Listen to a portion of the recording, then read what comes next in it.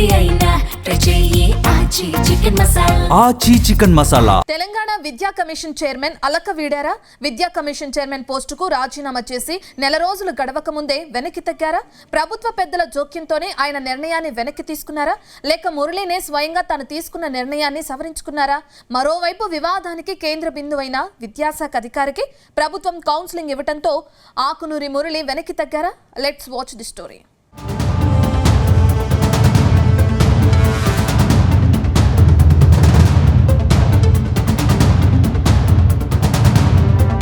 తెలంగాణ విద్యా commission chairman Akunuri Murali అలక వీడినట్టు తెలుస్తోంది. కొద్ది రోజుల క్రితం తెలంగాణ విద్యా కమిషన్ చైర్మన్ పదవికి ఆకునూరి మురళి రాజీనామా చేశారు. ఆ తర్వాత ఎక్కడా కనిపించలేదు. కానీ అనూహ్యంగా తిరిగి ప్రభుత్వ కార్యక్రమంలో పాల్గొన్నారు. రంగారెడ్డి జిల్లా ఆరుట్లలో తెలంగాణ ప్రభుత్వం అత్యంత ప్రతిష్టాత్మకంగా నిర్మించిన తెలంగాణ పబ్లిక్ స్కూల్ ప్రారంభోత్సవానికి ఆయన హాజరయ్యారు. అంతకుముందు విద్యా కమిషన్ సభ్యులతో కలిసి ఆరుట్లలో ప్రభుత్వం నిర్మించిన తెలంగాణ పబ్లిక్ స్కూల్ పనులను ఆయన పరిశీలించారని తెలుస్తోంది. అయితే ఆకునూరి మురళి మనసు మార్చుకోవడం వెనుక కారణం ఏమై ఉంటుందనే చర్చ ఇప్పుడు రాజకీయ వర్గాల్లో కొత్త చర్చకు తెరతీసింది. అయితే ఆకునూరి మురళికి 4 నెలలు పదవీకాలం ఉండగానే రాజీనామా చేయడంపై ఏమై ఉంటుందన్న చర్చ ఎవరికీ అర్థం కాలేదు. అటు సీఎం రేవంత్ రెడ్డి కూడా ఆకునూరి రాజీనామా విషయంలో కొందరు అధికారులపై సీరియస్ అయ్యారని ప్రచారం సాగుతోంది.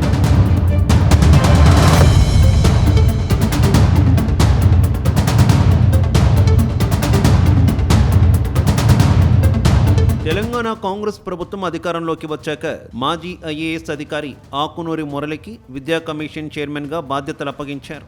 అయితే ఇంకా 4 నెలల పదవీకాలం ఉండగానే ఆకునూరి మురళి మే 22న విద్యా కమిషన్ చైర్మన్ పదవికి రాజీనామా చేశారు. అందులో విద్యా కమిషన్ చైర్మన్ హోదాలో విద్యపై సమగ్ర నివేదికను ప్రభుత్వానికి సమర్పించడంతో తన బాధ్యత పూర్తయిందని చెప్పుకొచ్చారు. కానీ మురళి రాజీనామా వెనుక విద్యాశాఖలోని కీలక అధికారి వ్యవహార తీరు కారణమనే ఆరోపణలు వచ్చాయి. ఆ అధికారితో పలు అంశాల్లో విభేదాలు రావడం వల్ల ఇంకా అక్కడ కొనసాగడం బాగుండదనే నిర్ణయానికి వచ్చి రాజీనామా లేఖను చీఫ్ సెక్రటరీకి పంపించారనే చర్చ జరిగింది. కానీ ప్రభుత్వం ఆయన రాజీనామాను ఆమోదించకుండా పెండింగ్లో పెట్టింది.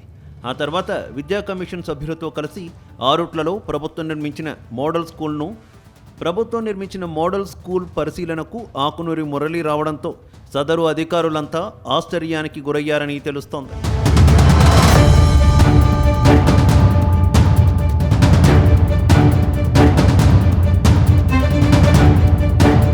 ఇక 2006 బ్యాచ్కు చెందిన ఐఏఎస్ అధికారిగా వివిధ ప్రభుత్వ విభాగాల్లో ఆకునూరి మురళి పనిచేశారు. గతంలో ఆయన జయశంకర్ భూపాలపల్లి జిల్లా కలెక్టర్గా, తెలంగాణ విత్తనాభివృద్ధి సంస్థ మేనేజింగ్ డైరెక్టర్, సెర్ప్ సీఈఓగా బాధ్యతలు నిర్వహించారు. అటు ఆంధ్రప్రదేశ్లోనూ పాఠశాలల మౌలిక వసతుల కల్పన కోసం సలహాదారుడిగా కీలక పాత్ర పోషించారు.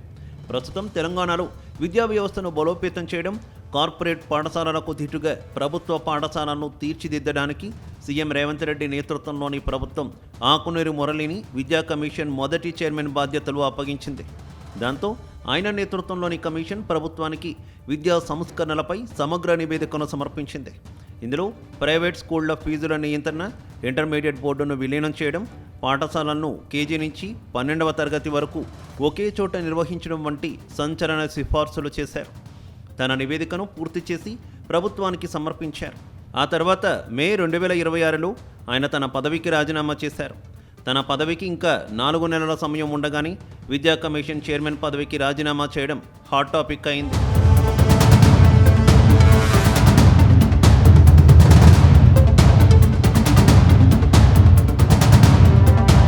అయితే నెల రోజులు తిరగకముందే సీఎం రేవంత్ రెడ్డి బొజ్జగింపులతో ఆకునూరి మురళి వెనక్కి తగ్గినట్టు ప్రచారం జరుగుతోంది. అందుకే తిరిగి విద్యాశాఖ విధులకు హాజరయ్యారని తెలుస్తోంది. ఈ సందర్భంగా ఆరుట్ల సభలో సీఎం రేవంత్ విద్యాశాఖ చైర్మన్ పనితీరుపై ప్రశంసలు కురిపించారు. ఇటీవల విద్యా కమిషన్ నివేదిక ప్రకారం ప్రభుత్వం పాఠశాలల్ని బలోపేతం చేస్తున్నామన్న సీఎం రేవంత్ రెడ్డి అటు ఆరుట్ల తెలంగాణ పబ్లిక్ స్కూల్లో ఇప్పటికే 1814 మంది విద్యార్థులు చేరారని గుర్తు చేశారు. అంతేకాకుండా తెలంగాణలో ప్రతి నియోజకవర్గంలో ఒక తెలంగాణ పబ్లిక్ స్కూల్ను ఏర్పాటు చేసుకోవాలని ఆలోచన చేస్తున్నామని చెప్పుకొచ్చారు. తెలంగాణ రాష్ట్ర ప్రభుత్వం 3 లక్షల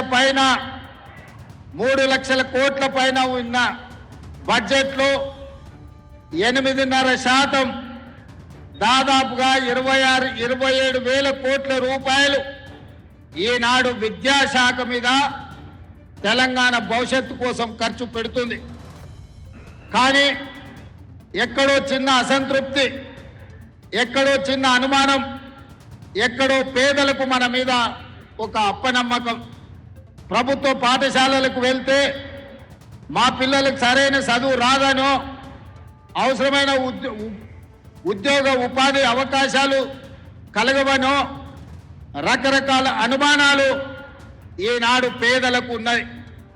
అందుకే ఈ అనుమానాన్ని పోగొట్టాలి, వీళ్ళ ఆత్మవిశ్వాసం పెంచాలి. రేపటి భవిష్యత్తుకు తెలంగాణ రాష్ట్రం నుంచి పేదల పిల్లల నుండే డాక్టర్లను, లాయర్లను, ఇంజనీర్లను, ఐఏఎస్లను, ఐపీఎస్లను, ఈ రాష్ట్రాన్ని, ఈ దేశాన్ని ఏలే నాయకులను తయారు చెయ్యాలి అంటే ఈ పాఠశాలలను పునరుద్ధరించాలి అన్న ఆలోచనతోని విద్యా కమిషన్ని మొట్టమొదటిసారి ఏర్పాటు చేసి సంపూర్ణమైన నాకు విశ్వాసం ఉన్న అక్నూర్ మురళీ గారిని ఈ విద్యా కమిషన్ చైర్పర్సన్గా నియమించిన. వారు చాలా గ్రామాలు తిరిగిండ్రు, చాలా జిల్లాలు తిరిగిండ్రు, పక్క రాష్ట్రాలు తిరిగిండ్రు, పక్క నుండే దేశాలు కూడా చూసిండ్రు. మరోవైపు రేవంత్ రెడ్డి ముఖ్యమంత్రి అయ్యాక విద్యాశాఖలో అనేక మార్పులు వచ్చాయని తెలిపారు.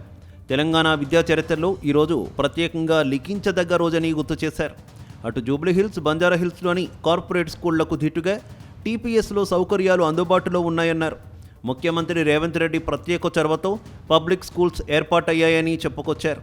పేదలకు అత్యున్నత స్థాయి ప్రమాణాలతో విద్యను అందించాలని టీపీఎస్ ఏర్పాటు చేశామని, ప్రతి మండలంలో టీపీఎస్ ఏర్పాటు చేయాలని ప్రభుత్వం నిర్ణయించిందన్నారు. ఇలాంటి పనులు విద్యారంగంలో సరికొత్త చరిత్ర సృష్టిస్తాయని తెలిపారు.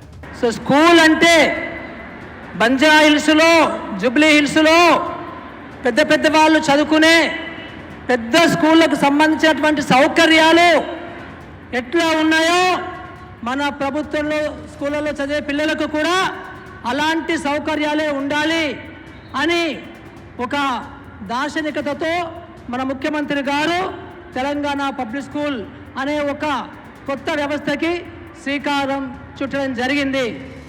ఇంతకుముందులాగా గవర్నమెంట్ స్కూల్ అంటే అట్లా ఉండడానికి లేదు.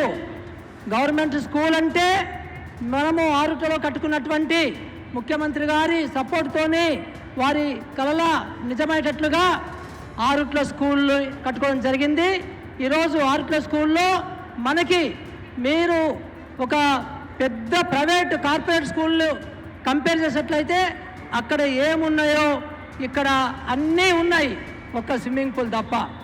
సో మరి ఈరోజు ప్రభుత్వ స్కూల్ ఇట్లా ఎందుకు ఉండకూడదు అనే ఒక కొత్త నినాదంతో మన ముఖ్యమంత్రి గారు ప్రతి మండలంలోని కూడా అన్ని స్కూళ్ళు ఇలాంటి సౌకర్యాలతో ఉండాలి అనే ఒక కళతోని ముందు సాగడం జరిగింది. ఏది ఏమైనా విద్యాశాఖ చైర్మన్ పదవికి రాజీనామా నిర్ణయాన్ని మురళి వెనక్కి తీసుకోవడంపై రకరకాల చర్చ జరుగుతోంది.